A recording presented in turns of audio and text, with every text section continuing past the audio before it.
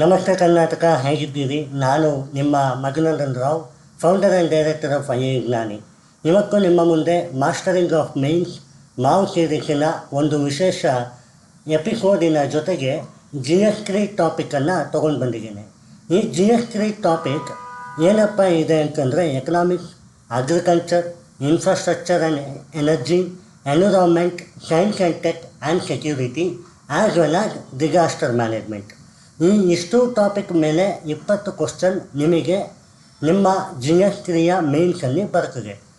ಹಾಗಾದರೆ mental answer writing ನಿಮಗೆ ಯಾವ ಥರ ಹೆಲ್ಪ್ ಆಗುತ್ತೆ ಅನ್ನೋದಾದರೆ, ಈ ಇಷ್ಟು ಟಾಪಿಕ್ಕಿನ 20 ಕ್ವಶನ್ನು ನಿಮಗೆ ಅನಲಿಟಿಕಲ್ ಆಸ್ಪೆಕ್ಟಲ್ಲಿ ಬರ್ತದೆ.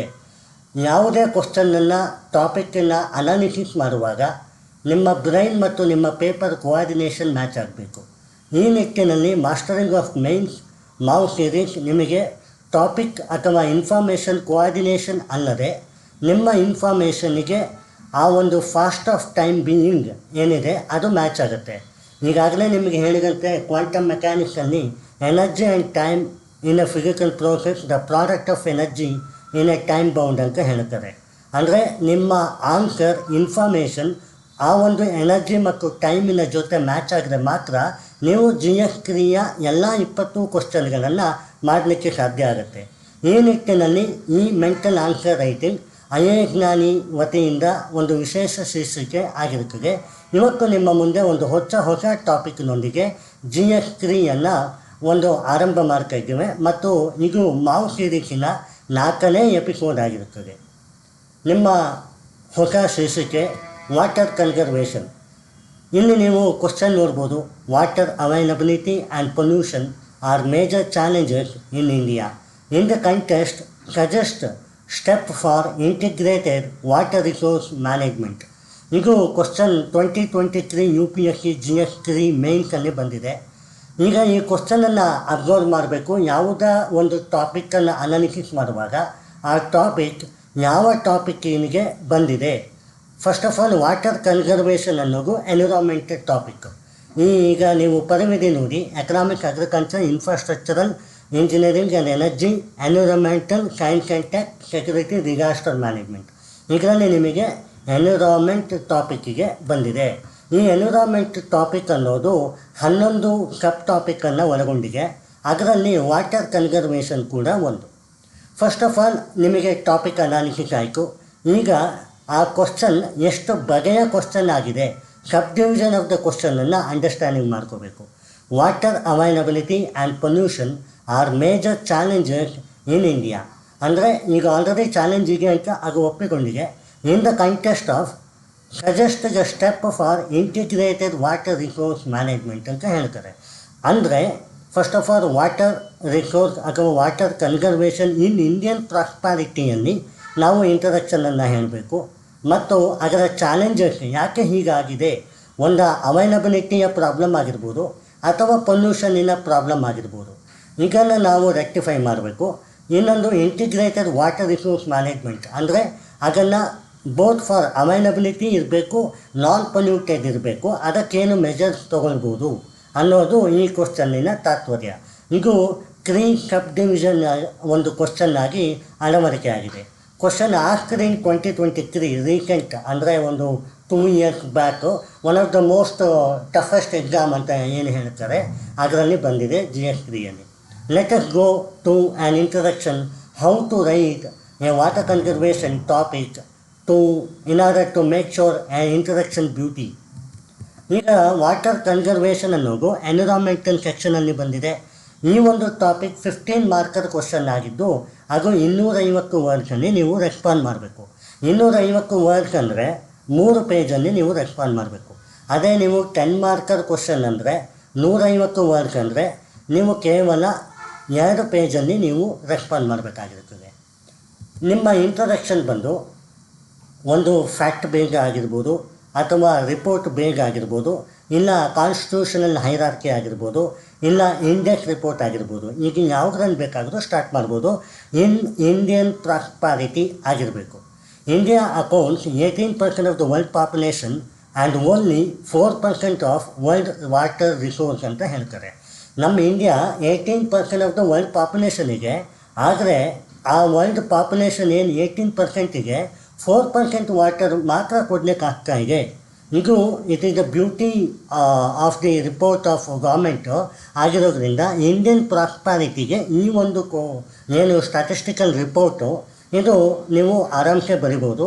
ಆ್ಯಂಡ್ ನಿಮಗೆ ರಿಮೆಂಬರ್ ಮಾಡ್ಕೊಳ್ಳಿಕ್ಕೂ ತುಂಬ ಈಸಿ ಆಗುತ್ತೆ.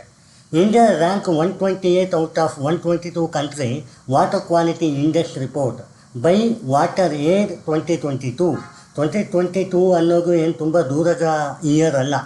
ಒಂದು 3 ವರ್ಷದ ಕೆಳಗೆ ಇಂಡಿಯಾ 120ನೇ ಸ್ಥಾನ ಔಟ್ ಆಫ್ 122 ಕಂಟ್ರೀಸ್ ಅಂದರೆ how we are in the scenario of water quality ಅನ್ನೋದು ನಾವು ನೋಡಬೇಕಾಗುತ್ತೆ. It is a very big issue in India. Water crisis ಅಥವಾ ವಾಟರ್ ಅವೈಲಬಿಲಿಟಿ ಅಥವಾ ವಾಟರ್ ಪೊಲ್ಯೂಷನ್ ಅನ್ನೋದು very big issue. NITI Aayog report on composite water management index said India facing worst water crisis. ಈ ನೀತಿ ಆಯೋಗ ಅಂದರೆ ಏನು?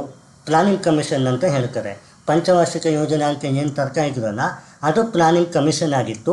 ಆ ಪ್ಲಾನಿಂಗ್ ಕಮಿಷನನ್ನು ನೀತಿ ಆಯೋಗ ಅಂತ ಕರೀತಾರೆ. ಸೊ ನೀತಿ ಆಯೋಗ ಒಂದು ರಿಪೋರ್ಟ್ ಹೇಳೋಕ್ಕೆ ವರ್ಸ್ಟ್ ವಾಟರ್ ಕ್ರೈಸಿಸ್ ಅಂತ. ಆಬ್ವಿಯಸ್ಲಿ ನೀವು ಈ ರ್ಯಾಂಕಿಂಗನ್ನು ನೋಡಿದಾಗ 128 ಆಫ್ 122 ಕಂಟ್ರೀಸ್ ಅಂದರೆ ಇಟ್ಸ್ ವೆರಿ ಪೂರ್. ಹಾಗಾಗಿ ನೀವು ಇದನ್ನು ಬರಿಬೋದು. ಫಸ್ಟ್ ಆಫ್ ಆಲ್ ಈ ವ್ಯಾಲಿಡೇಷನ್ ಏನಿದೆ ಅದು ನೀವು ರಿಪೋರ್ಟ್ ಸ್ಟ್ಯಾಂಡರ್ಡಲ್ಲಿ ಬರೆದ್ರೂ ಕೂಡ ನೀವು ಅದಕ್ಕೆ ಸಬ್ಜೆಕ್ಟಿವ್ ಇಂಟರ್ಪ್ರಿಟೇಷನನ್ನು ಕೊಡಬೇಕಾಗುತ್ತೆ. ಅದು ಕೂಡ ಇಂಟ್ರಡಕ್ಷನ್ನಲ್ಲೇ. ಹಾಗಾದರೆ ಈ ವಾಟರ್ ಅನ್ನೋದು ಸ್ಟೇಟ್ ಸಬ್ಜೆಕ್ಟಾ ಅಥವಾ ನಿಮ್ಮ ಸೆಂಟ್ರಲ್ ಸಬ್ಜೆಕ್ಟಾ ಅಥವಾ ನಿಮ್ಮ ಕನ್ಕರೆಂಟ್ ಸಬ್ಜೆಕ್ಟಲ್ಲಿ ಇದೆಯಾ ಅನ್ನೋದಾದರೆ ವಾಟರ್ ಅನ್ನೋದು ಸ್ಟೇಟ್ ಸಬ್ಜೆಕ್ಟ್. ಇದು ಒಂದು ಕಾನ್ಸ್ಟಿಟ್ಯೂಷನಲ್ ಮಾನಾರ್ಕಿ ಅಥವಾ ಈ ಡೈರೆಕ್ಟ್ ಸ್ಟೇಟ್ ಪ್ರಿನ್ಸಿಪಲ್ ಆಫ್ ಜುಡಿಷರಿಯಲ್ಲಿ ನಿಮ್ಮ ಒಂದು ಸ್ಟೇಟಿನ ರೂಲಿಂಗ್ ಪವರ್ ಏನು, ಸೆಂಟ್ರಲ್ಲಿನ ರೂಲಿಂಗ್ ಪವರ್ ಏನು ಅಥವಾ concurrent both can be done, both can handle ಅನ್ನೋದು ಏನು ಅನ್ನೋದು ಹೇಳುತ್ತೆ. So 351 out of 400 rivers are polluted according to Central Pollution Commission Board Report 2018. ಇವಾಗ ನಮ್ಮ ಇರೋಗೆ 400 ರಿವರ್ಸು, ಅದರಲ್ಲಿ 351 ಅಂದರೆ ಇನ್ನು 50 ಮಾತ್ರ ಇಟ್ಸ್ ಓಕೆ ಅನ್ನೋ ಲೆವೆಲ್ಗಿದೆ ಅಂತ. So it is very hectic. ಈ 4 ಪಾಯಿಂಟ್ ಏನಿದೆ, ಈ 4 ಪಾಯಿಂಟಲ್ಲಿ you can write any of the following to introduction so that your introduction will be match. Water availability and pollution are major challenges. ಅಂದರೆ ವಾಟರಿನ availability, ನೀರಿನ ಅವೈಲಬಿಲಿಟಿ ಅಥವಾ pollution ಬಗ್ಗೆ ನೀವು ಜಸ್ಟಿಫಿಕೇಷನನ್ನು ಕೊಟ್ಟಿದ್ದೀರಿ. ನೀರಿನ ಅವೈಲಬಿಲಿಟಿಗೆ 18% of the population, 4% of the world resource. ನೀರಿನ ಪೊಲ್ಯೂಷನ್ಗೆ 351/400 rivers are polluted according to river of CPCW 2018 report ಅಂತ ಹೇಳಿದಿರಿ. ಹಾಗಾಗಿ ನಿಮ್ಮ ಒಂದು ಇಂಟ್ರಡಕ್ಷನ್ ಚೆನ್ನಾಗಿ ಬರುತ್ತೆ. ಫಸ್ಟ್ ಸೆಕೆಂಡ್ ಪಾರ್ಟ್ ಏನಿದೆ, the pollution is a major challenge in India. Availability ಮತ್ತು ಪೊಲ್ಯೂಷನ್ನು ಮೇಜರ್ ಚಾಲೆಂಜ್ ಅಂತ ನೀವು ಹೇಳಿದ್ದಾರೆ. ಅದನ್ನು ಜಸ್ಟಿಫಿಕೇಷನ್ ಮಾಡಬೇಕು, how it is major challenge ಅಂತ. First people think water is free. ಯಾವುದೇ ಒಂದು ಪಬ್ಲಿಕ್ ಒಂದು ಅಟ್ಮಾಸ್ಫಿಯರ್ ನಮ್ಮ ಕೈಯಲ್ಲಿ ಇಕ್ಕೋಕ್ಕಾದರೆ ಅದನ್ನು ನಾವು ಬಳಕೆ ಮಾಡುವಲ್ಲಿ ತುಂಬ ಲೆಥಾರ್ಜಿಕ್ ಆಗಿರ್ತೀವಿ. ಇದು ನಮ್ಮದೇ ಅನ್ನುವ ಭಾವನೆ ಈ ಒಂದು ಹ್ಯೂಮನ್ನಿಗೆ ಬಂದಿರ್ತದೆ. So people think water is free. ಎಲ್ಲಿವರೆಗೂ ಫ್ರೀ ಅಂತ ನಾವು ತಿಳ್ಕೊತೀವಿ ಅಲ್ಲಿವರೆಗೂ ಅದು ನಮ್ಮಲ್ಲಿಂದ ಆಚೆ ಹೋಗ್ತಾನೆ ಇರ್ತದೆ. ಈಗ 18% ಏನಿದೆ ಗ್ಲೋಬಲ್ ಪಾಪ್ಯುಲೇಷನು, ಅದು 25% ಆಗುತ್ತೆ. ಅದೇ ಥರ 4% ಪಾಪ್ಯುಲೇಷನ್ಗೆ ನಾವು ಫೀಡ್ ಮಾಡ್ತೀವಿ. ಅದು ನಮಗೆ ಮುಂದಿನ ದಿನಗಳಲ್ಲಿ 2.5%ಗೆ ನಿಲ್ಲೋದು ಆಶ್ಚರ್ಯ ಇಲ್ಲ. ಇಂಟರ್ ರಿವರ್ ಡಿಸ್ಪ್ಯೂಟ್ ಎಕ್ಸಾಂಪಲ್ ಏನು, ಕಾವೇರಿ, ಕರ್ನಾಟಕ ಮತ್ತು ಚೆನ್ನೈ ಏನು ಆಗಿರ್ಬೋದು, ಅಥವಾ ಮಹದಾಯಿ, ಗೋದಾವರಿ ಆಗಿರ್ಬೋದು, ಅಥವಾ ಕರ್ನಾಟಕ ಆಗಿರ್ಬೋದು. ಸುಮಾರು ಇಂಟರ್ಲಿಂಕಿಂಗ್ ರಿವರ್ ಡಿಸ್ಪ್ಯೂಟಿಗೆ ಇಂಟರ್ನ್ಯಾಷನಲ್ ಆ್ಯಂಡ್ ನ್ಯಾಷನಲ್ ಬಾರ್ಡರ್ಸಲ್ಲಿ lack of proper water treatment station. Recently ನೀವು ಕೆಂಗೇರಿ ಒಂದು ಎಕ್ಸಾಂಪಲ್ ತೊಗೋಬೋದು.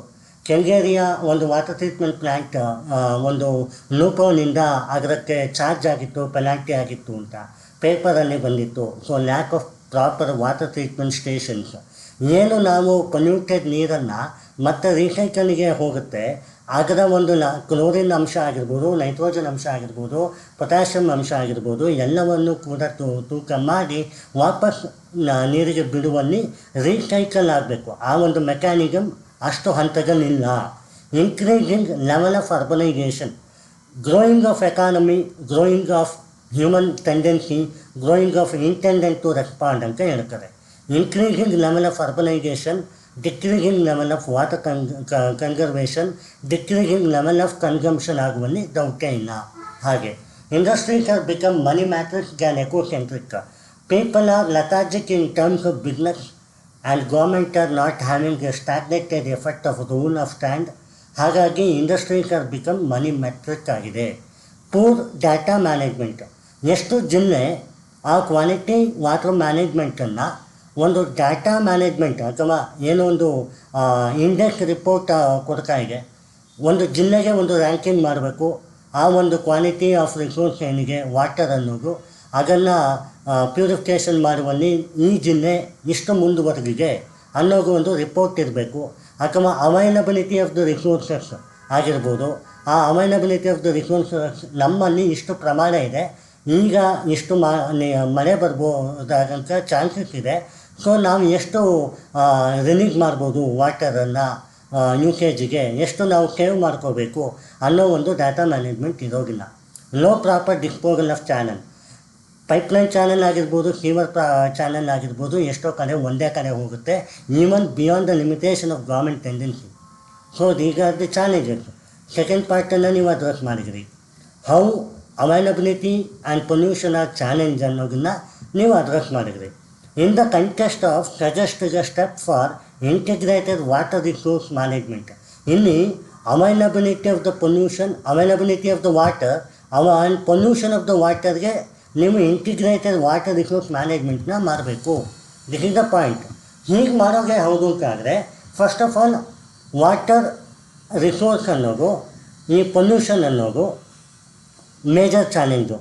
ಆ ಪೊಲ್ಯೂಷನ್ ಆಗಿರೋದ್ರಿಂದಲೇ ವಾಟರ್ ಅವೈಲಬಿಲಿಟಿ ಆಗ್ತಾ ಇಲ್ಲ. ಬಿಕಾಸ್ ವಾಟರ್ ಪೊಲ್ಯೂಷನ್ ಆಗಿಲ್ಲ ಅಂತಾದರೆ ನಮಗೆ ಅವೈಲಬಿಲಿಟಿ ಇರ್ತಿತ್ತು, ಅಷ್ಟು ಪ್ರಮಾಣದ ನೀರು ನಮಗೆ ಕನ್ಸಂಪ್ಷನ್ಗೆ ಆಗ್ತಿತ್ತು. ಈಗ ಅದರಲ್ಲಿ ಎರಡು ವಿಧ ಇದೆ, ಪಾಯಿಂಟ್ ಸೋರ್ಸ್ ಮತ್ತು ನಾನ್ ಪಾಯಿಂಟ್ ಸೋರ್ಸ್ ಅಂತ. ಪಾಯಿಂಟ್ ಸೋರ್ಸ್ ಅಂದರೆ ಏನು? ಡೈರೆಕ್ಟ್ ಅಟ್ಯಾಕ್ ಆಫ್ ರಿವರ್, ಅಂದರೆ ಡೈರೆಕ್ಟ್ ಪೊಲ್ಯೂಷನ್, ಫ್ಯಾಕ್ಟ್ರೀಸ್ ಡಿಸ್ಚಾರ್ಜ್ ಇರ್ಬೋದು, ಆಯಿಲ್ ಸ್ಪಿಲ್ಸ್ ಇರ್ಬೋದು, ಮುನಿಸಿಪಲ್ ಇಂಡಸ್ಟ್ರಿಯಲ್ ವೇಸ್ಟ್ ಇರ್ಬೋದು, ಆ್ಯನಿಮಲ್ ಫೀಡ್ಸ್ ಲಾಟ್ ಇರ್ಬೋದು, run off from construction site ಇರ್ಬೋದು. ದಟ್ ಮೀನ್ಸ್ ನಾವು ನಮ್ಮ ಒಂದು ಪರಿಚಯಕ್ಕಾಗಿ, ನಮ್ಮ ಒಂದು ಖುಷಿಗೋಸ್ಕರ ನಮ್ಮ ನೀರನ್ನು ಈ factory, oil spill, municipality industry ವೇಸ್ಟಿನ ಮೂಲಕ ಆಚೆ ಹಾಕ್ತಾ ಇದ್ದೇವೆ. ನಮಗೆ ಬೇಡ ಅಂತ ಆಚೆ ಹಾಕ್ತಾ ಇದ್ದೇವೆ. ಪ್ರಾಬ್ಲಮ್ ಏನಾಗುತ್ತೆ, ಅದೇ ನೀರನ್ನು ನಾವು ವಾಪಸ್ ಕುಡಿಬೇಕು, ಅದೇ ನಮಗೆ ಜೀವನ ಆಗಿರ್ತದೆ. ಇದು ನಮಗೆ ಗೊತ್ತಿರೋದಿಲ್ಲ. So point source number 1. Non point source ಅಂತಂದರೆ run off from agriculture, transboundary pollution, excess fertiliser, toxic chemical. ಇದು ಅಗ್ರಿಕಲ್ಚರ್ ಫೆನಾಮಿನಾ. ತುಂಬ ಅಗ್ರಿಕಲ್ಚರ್ ಸೀಡ್ಸ್ ಆಗಿರ್ಬೋದು, ಅದರ ವೀಡ್ಸ್ ಆಗಿರ್ಬೋದು, ಅದೆಲ್ಲ ವೇಸ್ಟ್ ಪ್ರಾಡಕ್ಟ್ ಎಲ್ಲ ಸೇರಿ ಆ ಒಂದು ನೀರಿಗೆ ಅಥವಾ ನದಿಗೆ ಹೋಗಿರ್ತದೆ. ಅದು ನಾನ್ ಪಾಯಿಂಟ್ ಸೋರ್ಸ್ ಆಗಿರ್ತದೆ. ಎಕ್ಸೆಸ್ ಆಫ್ ಫರ್ಟಿಲೈಸರ್ಸ್, ತುಂಬ fertiliser, chemical fertiliser, especially bio fertiliser ಆದ್ರೂ it will be environment friendly. But chemical fertilizer not only giving a cancer, it will lead to a destroy of nature, especially water. ನೋಡಿ, water ಅನ್ನೋದು ಪಂಚಭೂತಗಳಲ್ಲಿ ಒಂದು. ಬೆಂಕಿ, ಭೂಮಿ, ಗಾಳಿ, ನೀರು ಹಾಗೂ ಉಸಿರು ಅನ್ನೋದು ಒಂದು ಪ್ರಥಮ ಹಂತ. ಸೊ ವಾಟರ್ ಅಥವಾ ನೀರು ಅನ್ನೋದು ಇಲ್ಲ ಅಂತಾದರೆ ಜೀವರಾಶಿಗಳಿಲ್ಲ. ನಮಗೆಲ್ಲರಿಗೂ ಬರಬೇಕಾದಂಥ ಕ್ವಶನ್ ಏನಂದರೆ, are we ready follow the concept of ವಸುದೈವ ಕುಟುಂಬಕಂ ಅಂತ. ವಸುದೈವ ಕುಟುಂಬಕಂ ಅಂದರೆ ಏನು? ವಸುದೈವ ಕುಟುಂಬಕಂ ಅಂದರೆ ಒಂದು ಪ್ಲ್ಯಾಂಟ್ ಅಥವಾ ಹ್ಯೂಮನ್ ಅಥವಾ ಆ್ಯನಿಮಲ್, ಈ ಮೂರಕ್ಕೂ ಒಂದು ಯಾವುದಾದ್ರೂ ಯೋಜನೆಯನ್ನು ಫಿಕ್ಸ್ ಮಾಡಿದ್ರೆ ಈ ಮೂರಕ್ಕೂ ಸ್ಯಾಟಿಸ್ಫೈ ಆಗಬೇಕು. ಕೇವಲ ಮನುಷ್ಯನಿಗೆ ಸ್ಯಾಟಿಸ್ಫೈ ಆಗಿ ಸೆಲ್ಫಿಶ್ ಆಗಬಾರ್ದು, ಅಥವಾ ಪ್ಲ್ಯಾಂಟ್ ಸ್ಯಾಟಿಸ್ಫೈ ಆಗಬಾರ್ದು, ಅಥವಾ ಆ್ಯನಿಮಲ್ ಮಾತ್ರ ಸ್ಯಾಟಿಸ್ಫೈ ಆಗಬಾರ್ದು. We are voice for voiceless people. Humans are voice of voiceless people. ನಾವು ಎಷ್ಟು ಯೋಜನೆಯ ಪ್ರಕಾರವನ್ನು ಹೊಂದಿರ್ತೇವೆ ಅದು ವಾಯ್ಸ್ಲೆಸ್ ಆದಂತಹ ಪ್ಲ್ಯಾಂಟ್ ಆಗಿರ್ಬೋದು ಅಥವಾ ಆ್ಯನಿಮಲ್ಸ್ ಆಗಿರ್ಬೋದು, ಅದರ ರಕ್ಷಣೆಗೆ ಇರಬೇಕು. ಈ ಎನ್ವಿರಾನ್ಮೆಂಟ್ ಅನ್ನೋದು ಕೂಡ ಅದರ ಬಯೋಮ್, ಆ್ಯನಿಮಲ್ ಮತ್ತು ಪ್ಲ್ಯಾಂಟಿನ biome, not only for human. So ವಸುದೈವ ಕುಟುಂಬಕಂ ಅನ್ನುವ ಕಾನ್ಸೆಪ್ಟು ನಾವು ಅಡಾಪ್ಟ್ ಮಾಡ್ಕೊಂಡಿದ್ದೀವ ಅನ್ನೋದು ಚಾಲೆಂಜು. ಈಗ ಥರ್ಡ್ ಪಾರ್ಟ್ ಅಡ್ರೆಸ್ ಮಾಡಿ step for integrated water resource management ಅಂತ ಹೇಳ್ತಾರೆ. ವಾಟರ್ ಕನ್ಸರ್ವೇಷನ್ ಆಸ್ಪೆಕ್ಟಲ್ಲಿ ಅವೈಲಬಿಲಿಟಿ ಅಂತ ಹೇಳಿದಾರಲ್ಲ, ಆ ಆಸ್ಪೆಕ್ಟಲ್ಲಿ ಒಂದು ಬರಬೇಕು. ನೆಕ್ಸ್ಟ್ ವಾಟರ್ ಪೊಲ್ಯೂಷನ್ ಮಿಟಿಗೇಷನ್ ಆಸ್ಪೆಕ್ಟಲ್ಲಿ ಒಂದು ಬರಬೇಕು. So step for integrated water resource ಮ್ಯಾನೇಜ್ಮೆಂಟಲ್ಲಿ ಅಡಾಪ್ಟ್ ರೈನ್ ವಾಟರ್ ಹಾರ್ವೆಸ್ಟಿಂಗ್. ಇದಂತೂ ನಿಮಗೆ ಗೊತ್ತು. ಕೆಲವರ ಮನೆಯಲ್ಲಿ, ಕೆಲವು ಹಳೆಯ ಮನೆಯಲ್ಲಿ ತೊಟ್ಟೆ ಮನೆ ಅಂತ ಕೇಳಿದ್ದೀರಿ. ಅಲ್ಲಿ ನಿಮಗೆ ನೀರನ್ನು ಶೇಖರಣೆ ಮಾಡ್ಬೋದು. ಇನ್ನು ಒಂದು ಮಾಡರ್ನೈಸ್ ಸಿಟಿಯಲ್ಲಿ ಮೇಲ್ಗಡೆ ರೈನ್ ವಾಟರನ್ನು ಹಿಡಿದಿಟ್ಟುಕೊಂಡೋಗು ರೈನ್ ವಾಟರ್ ಹಾರ್ವೆಸ್ಟಿಂಗ್ ಅಂತ, grey water recycling of water ಅಂತ. ಅಂದರೆ ಗ್ರೇ ವಾಟರ್ ಪೊಲ್ಯೂಟೆಡ್ ಆಗಿದ್ದು ಅದನ್ನು ರೀಸೈಕಲ್ ಮಾಡಿ ಅದನ್ನು ಇಂಪ್ಲಿಮೆಂಟೇಷನ್ಗೆ ಯೂಸ್ ಮಾಡ್ಬೋದು. Examine the water supply line ಅಥವಾ sewer line for regular inspection. ಈಗ ವರ್ಷಕ್ಕೊಮ್ಮೆ ಅದನ್ನು ಎಷ್ಟೋ ಬಾರಿ ತೆಗಿತಾರೆ, ವರ್ಷಕ್ಕೊಮ್ಮೆ ಅದನ್ನು ಇನ್ಸ್ಪೆಕ್ಷನ್ ಮಾಡೋದಿಲ್ಲ. ಅದರ ಮೂಲಕ ವಾಟರ್ ಲೈನ್ ಅಥವಾ ಸೀವರ್ ಲೈನ್ ಒಂದೇ ಆಗಿರುತ್ತದೆ. ಲಾಸ್ಟಲ್ಲಿ ನದಿಗೆ ಹೋದಾಗ ನಮಗೆ ಅದು ಸೇರಿಕೊಳ್ಳುತ್ತೆ. So examine the water line and sewer line ಇದು ಈ ವಸುದೈವ ಕುಟುಂಬಕಮ್ಮಿಗೆ ತುಂಬ ಹೋಲುತ್ತೆ. ಯಾಕೆ ಅಂತಂದರೆ ಎನಿಮಲ್ ಅಥವಾ ಫಿಶ್ ಏನಿದೆ ಅದು ಆ ಒಂದು ನೀರಿನ ಒಳಗೆ ಇರ್ತದೆ. ಸೊ ಮನುಷ್ಯನ ಒಂದು ತ್ಯಾಜ್ಯ ಅಥವಾ ಬೇಡುವಿಕೆ ಅದರ ಒಂದು ಪ್ರಾಣಕ್ಕೆ ಹಾನಿ ಆಗ್ತದೆ. ಸೊ ಅದರ ಒಂದು ಎಕ್ಸಾಮಿನ್ ಮಾಡಬೇಕಾಗುತ್ತೆ. Water management from Mishra committee report ಅಂತ ಇದೆ. ಇದಕ್ಕೆ ಗೌರ್ಮೆಂಟ್ ಕಮಿಟಿ ರಿಪೋರ್ಟ್. ಇದರ ಬಗ್ಗೆ ಮುಂದೆ ನಾನು ನಿಮಗೆ ಹೇಳಲಿಕ್ಕಿದೆ. ಹರ್ ಘರ್ ಜಲ್ ಯೋಜನಾ. ಹರ್ ಘರ್ ಜಲ್ ಯೋಜನಾ ಅಂತ ಅಂದರೆ central government Yojana 100% for state and 90-30% ratio ಏನಿದೆ ಅದು ನಾರ್ತ್ ಈಸ್ಟಿಗೆ ಬಂದಿದೆ. ಹರ್ ಘರ್ ಜಲ್ ಯೋಜನಾ, ಪ್ರತಿಯೊಂದು ಮನೆಗೂ ನೀರು ಬೇಕು ಅನ್ನೋದು. ಮತ್ತು ನಮ್ಮ ಏನ್ಷಂಟ್ ಸಂಪ್ರದಾಯದಲ್ಲಿ ಕುಡಿಮರ ಮಟ್ಟು ಅಂತ ತಮಿಳ್ ಕಾನ್ಸೆಪ್ಟ್ ಇದೆ. ಈ ಕುಡಿಮರ ಮಟ್ಟು ತಮಿಳ್ ಕಾನ್ಸೆಪ್ಟು ಪಾರ್ಟಿಸಿಪೇಟರಿ ಮೆಕ್ಯಾನಿಸಮನ್ನು ಹೊಂದಿರುತ್ತೆ. ಅಂದರೆ ಪ್ರತಿಯೊಂದು ಮನೆಯಲ್ಲಿ ನೀರನ್ನು, ಗಾಳಿಯನ್ನು, ಬೆಂಕಿಯನ್ನು ಅಥವಾ ಭೂಮಿಯನ್ನು, ಈಗ ಇಷ್ಟನ್ನು ಕೂಡ ಅಥವಾ ಶಬ್ದವನ್ನು ಇಷ್ಟನ್ನು ಕೂಡ ಒಂದು ದೈವದತ್ತ ಕಾನ್ಸೆಪ್ಟಲ್ಲಿ ನೋಡ್ತಾರೆ. ಅದು ಕುಡಿ ಮರ ಮಟ್ಟು ತಮಿಳ್ ಕಾನ್ಸೆಪ್ಟ್ ಅಂತ ಇವತ್ತಿಗೂ ಕೆಲವು ವಿಲೇಜಸ್ ಪ್ರಾಕ್ಟೀಸ್ ಮಾಡುತ್ತೆ. ಸೊ ಈ ಪ್ರಾಕ್ಟೀಸ್ ಏನಿದೆ ಅದು ಈಗಿನ ಮಾಡರ್ನ್ ಸೊಸೈಟಿಯಲ್ಲಿ ಬರಬೇಕು. Training farmers on water conservation practices. So farmers are not well educated or having no idea about modern technology. So training farmers on water conservation practice are leading their inclusive growth and also make their society standard in a standardization manner. ಹಾಗಾಗಿ water conservation aspect water resource ಮ್ಯಾನೇಜ್ಮೆಂಟಲ್ಲಿ ತುಂಬ important ಆಗಿರುತ್ತೆ. ಇದನ್ನು ನೀವು subdivision ಆಗಿ ಬರೀಬೋದು.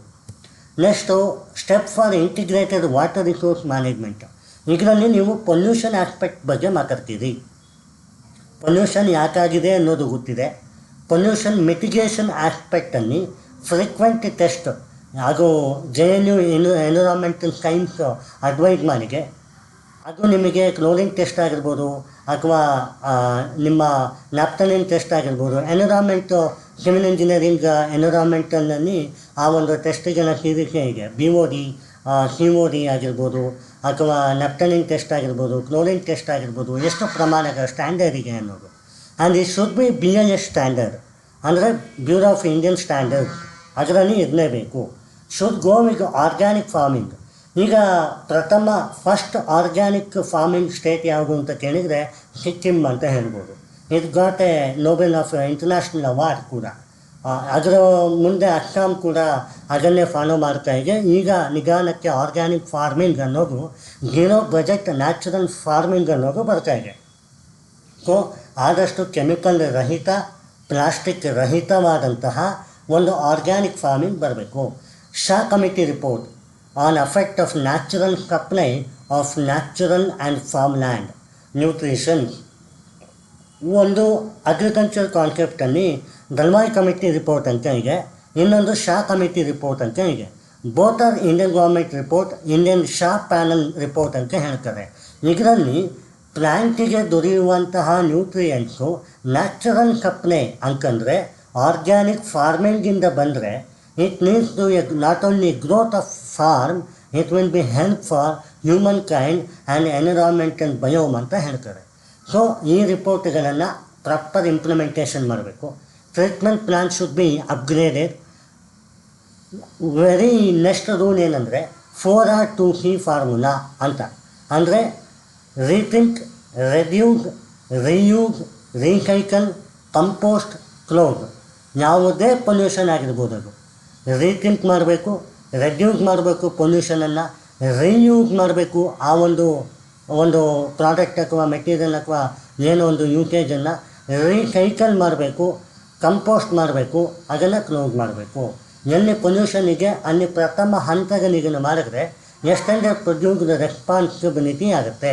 Extended producer responsibility ಅಂತಂದರೆ individual responsibility for their respective topic. ಇದು accountable ಇರಬೇಕು, ಟ್ರಾನ್ಸ್ಪರೆಂಟ್ ಇರಬೇಕು, ಸೋಷಲ್ ಆಡಿಟ್ ಇರಬೇಕು. ಆವಾಗ ಮಾತ್ರ integrated water resource management apply ಆಗುತ್ತೆ. ಇದು ಪೊಲ್ಯೂಷನ್ ಆಸ್ಪೆಕ್ಟು. ನೆಕ್ಸ್ಟು ನೀವು ಬರೀ ಚಾಲೆಂಜಸ್ ಬರೆದ್ರಿ, step for integrated water resource management ಬರೆದ್ರಿ, but you are not giving any substitution for your challenges are the engineering methodology ಅಂತಂದರೆ ದೇ ವೋಂಟ್ ಗಿವ್ ಮಾರ್ಕ್. ಯಾಕೆಂದರೆ ಇಲ್ಲಿ ನೀವು ಬರೀಬೇಕಾಗಿರೋದು 250 ವರ್ಡ್ಸ್, ಅಂದರೆ 3 ಪೇಜ್. ಒಂದನೇದು ಇಂಜಿನಿಯರಿಂಗ್ ಫ್ಯಾಕ್ಟರ್ ಆ್ಯಂಡ್ ಮೆಥಡಾಲಜಿಯಲ್ಲಿ ಬದಲಾವಣೆ ಸಿಸ್ಟಮ್ ಅಂತ ಇದೆ. ಬದಲಾವಣೆ ಸಿಸ್ಟಮ್ ಅಂತಂದರೆ ಈ ಡೆಬ್ರಿಸ್ ಕಲೆಕ್ಷನ್, ಅಂದರೆ ನೀರಿನಲ್ಲಿ ಅಥವಾ ನೀರಿನ ಆಳದಲ್ಲಿ ಆ ಒಂದು ಕಲೆಕ್ಷನ್ಸ್ ಆಫ್ ಪ್ಲಾಸ್ಟಿಕ್ ಅಥವಾ ಹಾರ್ಡ್ ಪಾರ್ಟಿಕಲ್ ಏನಿದೆ ಅದರ ಕಲೆಕ್ಷನನ್ನು ಡೆಬ್ರಿಸ್ ಕಲೆಕ್ಷನ್ ಥ್ರೂ ಬದಲಾವಣೆ ಬೂಮ್ ಸಿಸ್ಟಮ್ ಅಂತ ಹೇಳ್ತಾರೆ. ಈಗ ಒಂದು ಮೆಕ್ಯಾನಿಸಮ್ ಅಥವಾ principle of integrated engineering and technology. Floating wetland to make pollutant free, reduction of chemical effluent. ಅಂದರೆ ಈ ಒಂದು ನದಿ ಏನಿರುತ್ತೆ ಅದರಲ್ಲಿ ಫ್ಲೋಟಿಂಗ್ ವೆಟ್ಲ್ಯಾಂಡ್ ಅಂತ ಸ್ಕ್ವೇರ್ ಬೈ ಸ್ಕ್ವೇರ್ ಏರಿಯಾಗಳಲ್ಲಿ ಮಾಡಿರ್ತಾರೆ. ಅದರ ಮೂಲಕ ಗ್ರೀನರಿಯನ್ನು ಇಂಪೋಸ್ ಮಾಡಿರ್ತಾರೆ. ಯಾವುದೇ ಒಂದು ಕೆಮಿಕಲ್ ಎಫ್ಲೂಯೆಂಟ್ ಜಾಸ್ತಿ ಆದಾಗ ಆ ಫ್ಲೋಟಿಂಗ್ ವೆಟ್ಲ್ಯಾಂಡಿಗೆ ತಗಲಿ ಆ ಒಂದು ಪ್ರಮಾಣ ಕಮ್ಮಿ ಆಗುತ್ತೆ. And water pollution control by human hairs, reduce oil spillage. ತುಂಬ ಆಯಿಲ್ ಸ್ಪಿಲ್ಲೇಜ್ ನೋಡ್ಬೋದು ನೀವು, especially in shipping area, coastal area like Mangaluru, Udupi ಅಥವಾ ಉತ್ತರ ಕನ್ನಡ ನಮ್ಮ ಕರ್ನಾಟಕದಲ್ಲಿ ಅಥವಾ ಅದರ್ಗನ್ ಕೋಸ್ಟಲ್ ಏರಿಯಾದಲ್ಲಿ ಆಯಿಲ್ ಸ್ಪಿಲ್ಲೇಜನ್ನು ನೋಡ್ಬೋದು. ಶಿಪ್ಮೆಂಟ್ ಏರಿಯಾದಲ್ಲಿ ಇದು ಕಾಮನ್ ಆಗಿರ್ತದೆ. Water pollution control by human hair, ಅಂದರೆ ನಮ್ಮ ಏನು ತಲೆ ಕೂದಲಾಗಿ ಇರ್ಬೋದು ಅದನ್ನು ನಾವು ಸ್ಪ್ರೆಡ್ ಮಾಡಿದಾಗ ಆಯಿಲನ್ನು ಸ್ಪಿಲ್ಲೇಜ್ ಹೀರ್ಕೊಳ್ಳುತ್ತೆ. ಆದ್ದರಿಂದ ಆಯಿಲ್ ಸ್ಪಿಲ್ಲೇಜ್ ಕಮ್ಮಿ ಮಾಡ್ಬೋದು. ಇಂಟರ್ ಕ್ಯಾಪ್ಟರ್ ಓಷನ್ ಕ್ಲೀನಪ್ ಪ್ಲಾಸ್ಟಿಕ್ ಅಂತ. ಅಂದರೆ ಈ ಪ್ಲಾಸ್ಟಿಕ್ ಏನಿದೆ ಅದು ನದಿಯಲ್ಲಿ ಅಡಗಿರ್ತದೆ. ಇದನ್ನು ಒಂದು ಲೇಯರಿಂದ ಇನ್ನೊಂದು ಲೇಯರ್ಗೆ ತಗೊಂಡು ಬಂದಾಗ ಇಂಟರ್ ಟ್ರ್ಯಾಪ್ ಮಾಡಿದಾಗ ಆ ಒಂದು ಪ್ಲಾಸ್ಟಿಕ್ ರಿಡಕ್ಷನ್ ಆಗುತ್ತೆ. ಅದರ ಸಂಪೂರ್ಣ ಪ್ಲಾಸ್ಟಿಕ್ ಏನು ತ್ಯಾಜ್ಯ ಇರ್ತದೆ ಆ ನದಿಯಿಂದ ಆಚೆ ಬರುವ ಮೆಕ್ಯಾನಿಸಮ್ ಅಂತ. ಇದಕ್ಕೆ huge cost engineering technology. Purification groundwater within 30 minutes, groundwater ಪ್ರಪಂಚನ್ ಅಂತ. ಇದು ಒಂದು ಮೆಕ್ಯಾನಿಸಮ್ ಮೂಲಕ ಬಂದಿದೆ. Electrostatic force of attraction and repulsion between 2 particles is directly proportional to mass and inversely proportional to its velocity. ಅಂದರೆ ಆ ಒಂದು heat of observation, thermal insulation, ಆ ಒಂದು ಪ್ಯೂರಿಫಿಕೇಷನ್ ಆಫ್ ಗ್ರೌಂಡ್ ವಾಟರಲ್ಲಿ 30 minutes ಶಾಖದೊಂದಿಗೆ ಬಂದಾಗ ಆ ಬ್ಯಾಕ್ಟೀರಿಯಾ ಅಥವಾ ಸಿಮೋಡಿ ಏನಾಗಿರ್ಬೋದು ಅದು ಆಚೆ ಹೋಗುತ್ತೆ. ಆ ನಿಟ್ಟಿನಲ್ಲಿ ಈ ಗ್ರೌಂಡ್ ವಾಟರ್ ರಿಚಾರ್ಜ್ ಅಥವಾ ಏನದು ಪಾಸಿಟಿವ್ ಆಗಿ ಇಂಪ್ಯಾಕ್ಟ್ ಆಗುತ್ತೆ. ಅದರ ಕೆಮಿಕಲ್ ಪೊಲ್ಯೂಷನ್ ಇರೋದಿಲ್ಲ. ಇದು ಇಂಜಿನಿಯರಿಂಗ್ ಫ್ಯಾಕ್ಟರ್ಸು. ಇದನ್ನು ನೀವು ಸಬ್ಸ್ಟಿಟ್ಯೂಟ್ ಆಗಿ ಬರೀಬೇಕು. ಬಿಕಾಸ್ ನಿಮ್ಮ question integrated water resource management ಅಂದರೆ ಅದು ಅಡ್ಮಿನಿಸ್ಟ್ರೇಷನಲ್ಲೂ ಆಗಿರಬೇಕು, ವಾಟರ್ ರಿಸೋರ್ಸ್ ಮ್ಯಾನೇಜ್ಮೆಂಟಲ್ಲೂ ಆಗಿರಬೇಕು, ವಾಟರ್ ರಿಸೋರ್ಸ್ ಇಂಜಿನಿಯರಿಂಗ್ ಟೆಕ್ನಾಲಜಿನೂ ಆಗಿರಬೇಕು. ಯಾವುದೇ ಒಂದು ಸ್ಕೀಮ್ ಇಂಪ್ಲಿಮೆಂಟೇಷನ್ ಆಗುವಾಗ administration plus technology divide by management ಇದ್ದರೆ ಮಾತ್ರ ಆ ಒಂದು ಸ್ಕೀಮಿಗೆ ಬೆಲೆ. ಅಡ್ಮಿನಿಸ್ಟ್ರೇಟಿವ್ ಮ್ಯಾನೇಜ್ಮೆಂಟ್ ಆಗಿರ್ಬೋದು, ಟೆಕ್ನಾಲಜಿಕಲ್ ಮ್ಯಾನೇಜ್ಮೆಂಟ್ ಆಗಿರ್ಬೋದು, ಇದ್ದರೆ ಮಾತ್ರ ಅದರ ಕೋಆರ್ಡಿನೇಷನಿಂದ ಬೆಲೆ ಇದು. ಈಗ ಆ ಒಂದು ಸಬ್ಸ್ಟಿಟ್ಯೂಟನ್ನು ಮ್ಯಾನೇಜ್ಮೆಂಟ್ ಅಥವಾ ಅಡ್ಮಿನಿಸ್ಟ್ರೇಷನ್ ಪ್ರೋಟೋಕಾಲನ್ನು ಎಕ್ಸ್ಪ್ಲೇನ್ ಮಾಡುವಾಗ you can give a wonderful example that Tamil Nadu deputy commissioner of ಅಥವಾ ಜಿಲ್ಲಾ ಅಧಿಕಾರಿ ತನಿ ಡಿಸ್ಟ್ರಿಕ್ಟ್ ಏನಿದೆ ಮಿಸಸ್ ಪಲ್ಲವಿ ಬಲಗೇವ್ ಅಂತ, ಅವರು ಒಂದು ವಾಟರ್ ಕನ್ಸರ್ವೇಷನ್ ಅಥವಾ ಮ್ಯಾನೇಜ್ಮೆಂಟಿಗೆ ನ್ಯಾಷನಲ್ ಲೆವೆಲ್ನಲ್ಲಿ ಅವಾರ್ಡ್ ತೊಗೊಂಡಿದ್ದಾರೆ. ಯಾಕೆ ಈ ಅವಾರ್ಡ್ ಪಲ್ಲವಿ ಅವರಿಗೆ ಅಂತಂದರೆ, ಶಿ ಸರ್ವೈಡ್ ಎಲ್ಲೆಲ್ಲಿ ಲೂಪೋಲ್ ಇದೆ, ಲಾಟ್ ಆಫ್ ಎನ್ಕ್ರೋಚ್ಮೆಂಟ್ ಕ್ಲೀನ್ಡ್, ಅಂದರೆ ಏನೊಂದು ಡಸ್ಟ್ ಪಾರ್ಟಿಕಲ್ ಆಗಿರ್ಬೋದು ಅಥವಾ ಹಾದಿ ಬೀದಿಗಳಲ್ಲಿರುವ ಕಸಗಳಾಗಿರ್ಬೋದು, ಒಳಗಡೆ ನೀರಿನಲ್ಲಿರುವ ಪೊಲ್ಯೂಷನ್ ಆಗಿರ್ಬೋದು, ಅದನ್ನು ಕ್ಲೀನ್ ಮಾಡಿದ್ರು.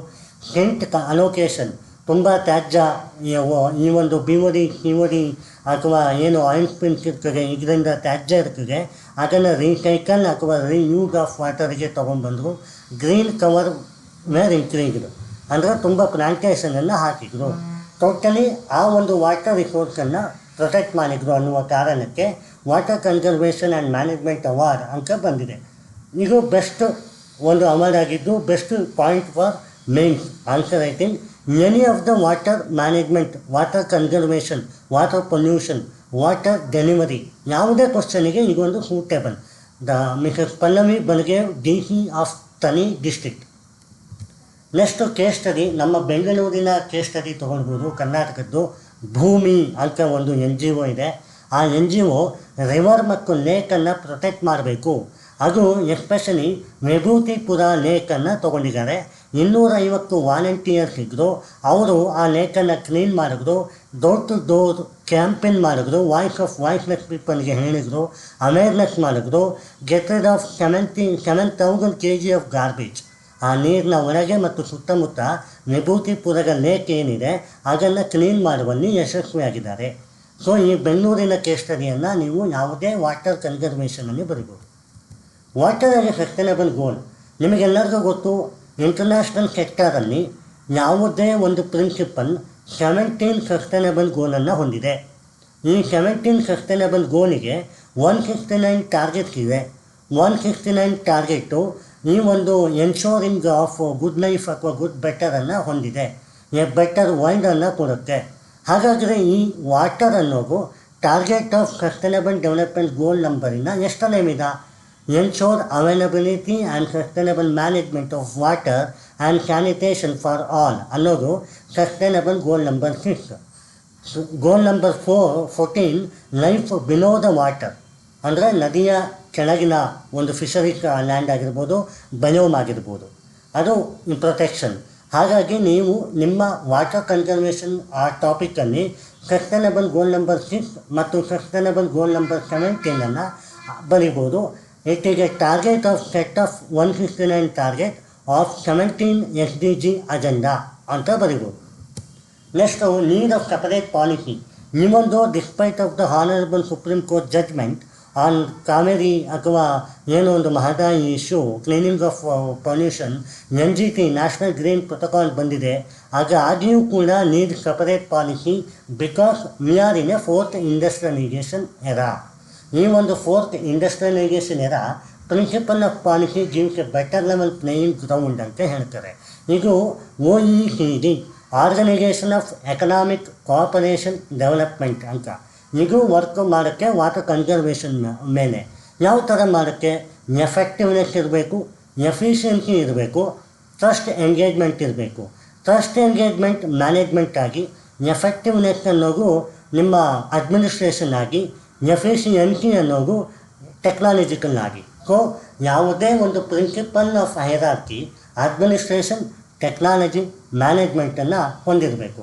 ಅದು ಕೆಪಾಸಿಟಿ ರೇಷಿಯೋವನ್ನು ಬಿಲ್ಡಪ್ ಮಾಡೋದಾಗಲಿ, ಪಾಲಿಸಿ ಕೋಹರೆನ್ಸನ್ನು ಅಡಾಪ್ಟ್ ಮಾಡೋದಾಗಲಿ, ಕ್ಲಿಯರ್ ರೋಲ್ ಆಫ್ ರೆಸ್ಪಾನ್ಸಿಬಿಲಿಟಿಯನ್ನು ತಗೊಳ್ಳೋದಾಗಲಿ, ಮಾನಿಟರಿಂಗ್ ಆ್ಯಂಡ್ ಎವಲ್ಯೂಷನ್ ಮೆಕ್ಯಾನಿಸಮ್ ಜೊತೆ ಆಗಿರ್ಬೋದು. ಇಂಟಿಗ್ರೇಟೆಡ್ ಟ್ರಾನ್ಸ್ಪರೆನ್ಸಿ, ಅಂದರೆ every district has a right to protect the water conservation in the way they are ಅನ್ನೋದಾಗಲಿ. ಇನೋವೇಷನ್ ತರೋದು, ಇಂಜಿನಿಯರಿಂಗ್ ಇನೋವೇಷನ್ ಅಥವಾ ಮೈಂಡ್ ಸೆಲ್ಫ್, ಅಂದರೆ ನನ್ನದೇ ಆದಂಥ ಇನೋವೇಷನನ್ನು ತರ್ಬೋದು. ಎವ್ರಿ ರೈಟ್ ಆಫ್ ಇಂಡಿವಿಜುವಲ್ಗೆ ಆ ಒಂದು ರೈಟ್ ಕೊಡಬೇಕು, ಪ್ರೊಟೆಕ್ಟ್ ಮಾಡೋದು. ಆವಾಗ ಮಾತ್ರ ಸಾಧ್ಯ ಆಗುತ್ತೆ. Because we are living in article 21 right to life. So ಈ sustainable goal number 6 article 21 right to life ಆಗಿರ್ಬೋದು ಅಥವಾ ರೈಟ್ ಟು ಈಕ್ವಾಲಿಟಿ ಆಗಿರ್ಬೋದು. And moreover sustainable development goal number 17 life below the water for fisheries or inland ಆಗಿರ್ಬೋದು. ಅದನ್ನು ಬರಿಬೇಕಾಗತ್ತೆ. ಒಂದು beautiful water man of India ಅಂತ ಕರೀತಾರೆ ಇವ್ರನ್ನ, ರಾಜೇಂದ್ರ ಸಿಂಗ್ ಅಂತ. ಈ ಪಾಯಿಂಟನ್ನು ನೀವು ನಿಮ್ಮ ಮೇನ್ ಆನ್ಸರಲ್ಲಿ ಬರೀಲೇಬೇಕಾದಂಥ ಫ್ಯಾಕ್ಟ್ ಆಗಿರುತ್ತೆ. Water man of India and water conservationist from Alwar district of Rajasthan, Rajendra Singh. ಇವರು ಒಬ್ಬರು NGOದಲ್ಲಿ ರನ್ ಮಾಡ್ತಾರೆ, ತರುಣ್ ಭಾರತ್ ಸಂಘ್ ಅಂತ ಅದರ ಹೆಸರು. ಇವರು 8,500 ಸ್ಟ್ರಕ್ಚರ್ಸನ್ನು ಮಾಡಿದ್ದಾರೆ ಟು ಕಲೆಕ್ಟ್ ವಾಟರ್. ಮ್ಯಾಕ್ಕೆ ಅವಾರ್ಡನ್ನು, ಸ್ಟಾಕ್ಡಮ್ ವಾಟರ್ ಪ್ರೈಸ್ ಅಂತ ಮ್ಯಾಕ್ಕೆ ಅವಾರ್ಡನ್ನು ತೊಗೊಂಡಿದ್ದಾರೆ.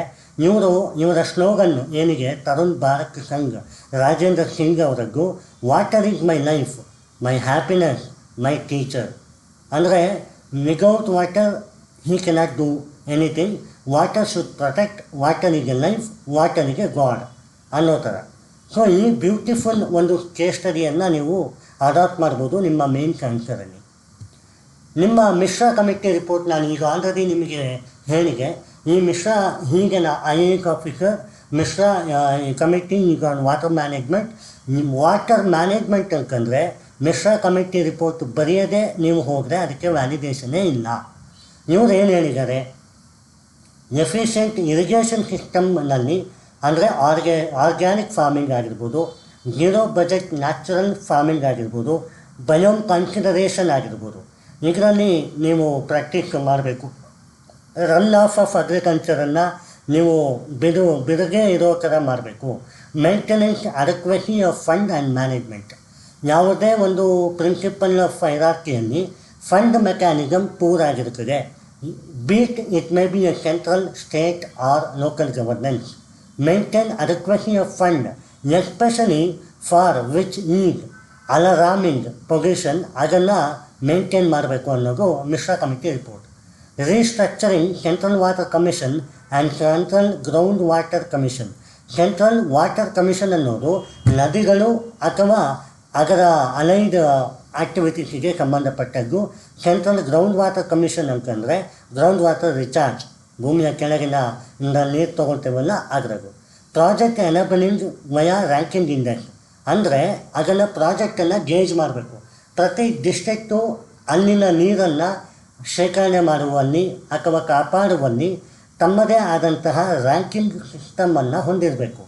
ಯಾವ ಡಿಸ್ಟ್ರಿಕ್ಟ್ ಯಾವ ರ್ಯಾಂಕಿಂಗ್ ಹೊಂದಿದೆ ಅನ್ನೋದು ಪ್ರತಿ ರಾಜ್ಯಕ್ಕೂ ಮಾಡಬೇಕು.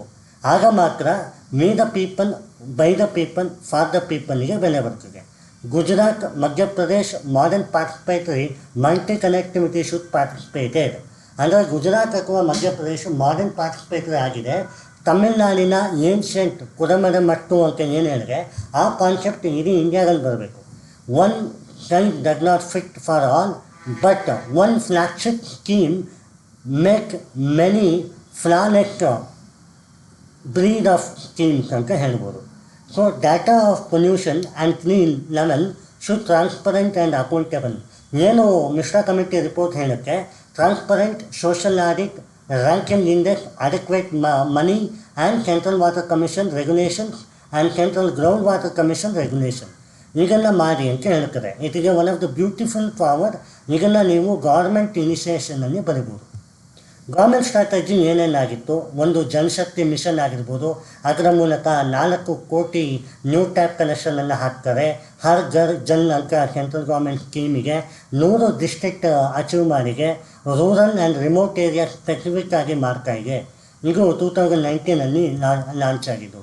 ಇನ್ನೊಂದು ಜನಶಕ್ತಿ ಅಭಿಯಾನ್, ವಾಟರ್ ಕ್ವಾಲಿಟಿ ಅಂದರೆ ಆ ಕ್ವಾಲಿಟಿ ಆಫ್ ರಿಸರ್ಚ್ ಅನ್ನು ಮೇಂಟೈನ್ ಮಾಡೋದು. BOD, COD, ಕೆಮಿಕಲ್ ಎಫ್ಲುಯೆಂಟ್ ಯಾವುದೇ ಥರ ಆಗಿರ್ಬೋದು.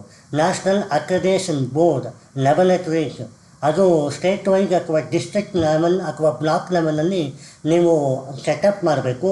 ಅದರ ಮೂಲಕ ಟೆಸ್ಟಿಂಗ್ ಮಾಡಬೇಕು. ಆ ಟೆಸ್ಟಿಂಗಲ್ಲಿ ಹಲವು ಪ್ಯಾರಾಮೀಟರ್, ಎನ್ವಿರಾನ್ಮೆಂಟಲ್ ಪ್ಯಾರಾಮೀಟರ್ ಏನಿದೆ ಅದರ ಮೂಲಕ ಜನಶಕ್ತಿ ಅಭಿಯಾನಿನ ಒಂದು ಸ್ವಚ್ಛಂದ 3.6 lakh crore ಪೀಪಲ್ಗೆ 2% of the quality monitoring ಇರಬೇಕು ಅನ್ನೋದು ಜನಶಕ್ತಿ ಅಭಿಯಾನಿನ ವಾಟರ್ ಕ್ವಾಲಿಟಿ ಇಂಡೆಕ್ಸ್. ಇದು ಮಿನಿಸ್ಟ್ರಿ ಆಫ್ ಜನಶಕ್ತಿ ಅಥವಾ ಜಲಜೀವನ್ ಮಿಷನ್ನಿನ ಸ್ಕೀಮಲ್ಲಿ ಇಂಪ್ಲಿಮೆಂಟ್ ಆಗಿದೆ.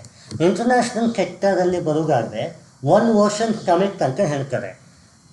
ಈ ಒಂದು ಹಲವು ನದಿಗಳು ಸಾಗರಕ್ಕೆ ಸೇರಿದು ಸಾಗರವೇ ಓಷನ್ ಆಗಿದ್ದು, ಆ ಒಂದು ಓಷನಲ್ಲಿ ಮೀನುಗಳಿರ್ತದೆ ಅಥವಾ ಜಲಚರ ಪ್ರಾಣಿಗಳಿರ್ತದೆ, ಅದರ ಹಾರ್ಮ್ ಆಗ್ತದೆ ಅನ್ನೋದಕ್ಕೆ ಆ ಪ್ಲಾಸ್ಟಿಕ್ ಮುಕ್ತ ಭಾರತಕ್ಕೆ ಅಥವಾ ಪ್ಲಾಸ್ಟಿಕ್ ಮುಕ್ತ ವರ್ಲ್ಡ್ಗೆ ಕಲೆಕ್ಷನ್ ಆ್ಯಕ್ಷನ್ ಫಾರ್ ಓಷನ್ ಅಂತ 2022 ಅಲ್ಲಿ ಒಂದು ಥೀಮ್ ಮಾಡಿದೆ.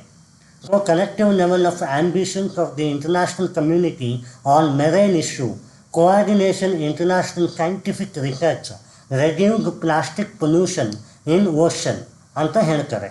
ಇದು especially be it plastic in ocean ಅಂತ. ವರ್ಲ್ಡ್ ಓಷನ್ ಡೇ ಯಾವಾಗ ಆಗುತ್ತಪ್ಪ ಅಂತ ಕೇಳಿದ್ರೆ ಜೂನ್ 8ನೇ ತಾರೀಕು ಆಗುತ್ತೆ ವರ್ಲ್ಡ್ ಓಷನ್ ಡೇ. ಇದು ವರ್ಲ್ಡ್ ಓಷನ್ ಡೇ ಅಥವಾ ವರ್ಲ್ಡ್ ವಾಟರ್ ಡೇ, ಅದನ್ನು ನೀವು ನೆನಪಿಟ್ಕೋಬೇಕು. Next GloLitter partnership project ಅಂತಂದರೆ India is one of the signatory body, 30 countries participate ಮಾಡ್ತಾ ಇದೆ. ಫುಡ್ ಅಗ್ರಿಕಲ್ಚರಲ್ ಆರ್ಗನೈಜೇಷನ್ ಆಗಿರ್ಬೋದು, ಇಂಟರ್ನ್ಯಾಷನಲ್ ಮಾರ್ಟೈನ್ ಮೆಕ್ಯಾನಿಸಮ್ ಆಗಿರ್ಬೋದು, ಈ ಗ್ಲೋ ಲಿಟ್ಟರ್ ಪಾರ್ಟ್ನರ್ಶಿಪ್ಪಲ್ಲಿ ಅಳವಡಿಸಿಕೊಂಡಿದೆ. Apply best practice for prevention is the better than cure, and curing is not enough.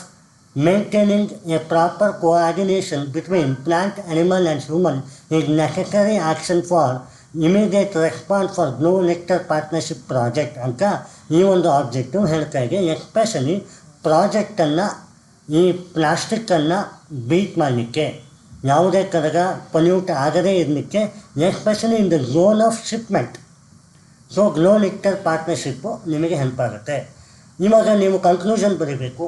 ಆ conclusion ಒಂದು catchy conclusion ಆಗಿರಬೇಕು. ಫಸ್ಟ್ ಆಫ್ ಆಲ್ ಕನ್ಕ್ಲೂಷನ್ ಯಾವ ಥರ ಬರೀಬೋದು?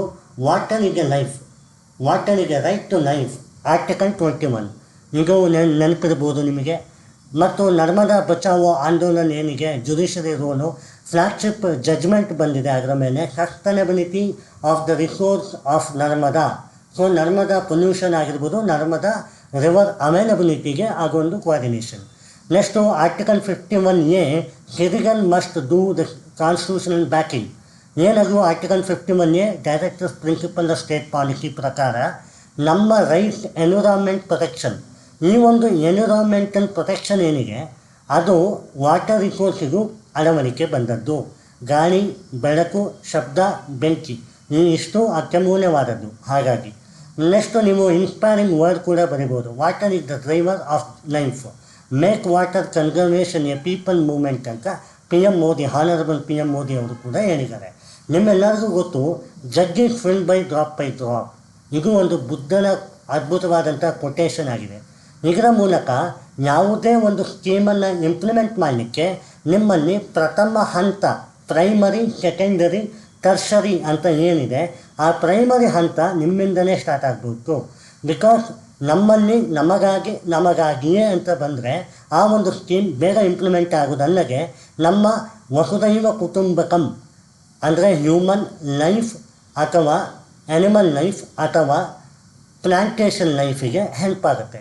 ಸೊ ಈ ಎಲ್ಲ ನಿಟ್ಟಿನಲ್ಲಿ ನೀವು ಆ ವಾಟರನ್ನು ಸೇವ್ ಮಾಡ್ಬೋದು. ಈಗ ಈ ಯಾವುದೇ ಇದಿಷ್ಟರಲ್ಲಿ ವಾಟರಿಗೆ life, judiciary role, constitutional backing ಅಥವಾ ಇನ್ಸ್ಪೈರಿಂಗ್ ವರ್ಡ್ಸ್, ಇದರಲ್ಲಿ ಯಾವುದು ಬೇಕಾದರೂ ನೀವು ಕನ್ಕ್ಲೂಷನನ್ನು ಬರಿಬೋದು. ಸೊ ದಟ್ ನಿಮ್ಮ ಆನ್ಸರ್ ಚೆನ್ನಾಗಿರುತ್ತೆ.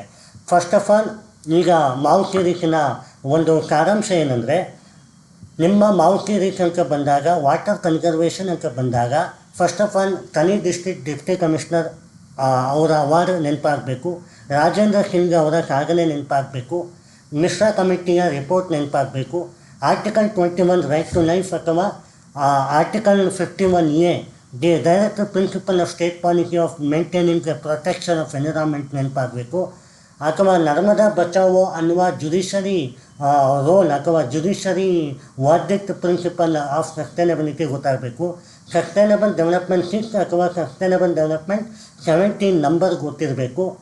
ಆಮೇಲೆ ವಾಟರ್ ಪೊಲ್ಯೂಷನ್ ಅಥವಾ ವಾಟರ್ ಅವೈಲಬಿಲಿಟಿಗೆ ಸಪ್ರೇಟ್ ಚಾಲೆಂಜಸ್ಸು ಗೊತ್ತಿರಬೇಕು. ಆಗ ಮಾತ್ರ ನಿಮ್ಮ ಒಂದು ಆನ್ಸರ್ ಫುಲ್ಫಿಲ್ ಆಗುತ್ತೆ. ಈಗ ನೀವು ಕ್ವಶನನ್ನು ನೋಡಿ. ಈ ಕ್ವಶನಲ್ಲಿ ನಿಮಗೆ ಏನು ಕೇಳಿದರೆ, ವಾಟರ್ ಅವೈಲಬಿಲಿಟಿ ಹೇಳಿದಿರಿ, ಮೇಜರ್ ಚಾಲೆಂಜಸ್ ಹೇಳಿದಿರಿ, suggest the step for integrated water resource management both in administration, technology, management ಇಷ್ಟನ್ನು ಹೇಳಿದಿರಿ. ಅಲಾಂಗ್ ವಿತ್ ಒಂದು ಸಾಲಿಡ್ ಕನ್ಕ್ಲೂಷನನ್ನು ಕೊಟ್ಟಿದ್ದೀರಿ.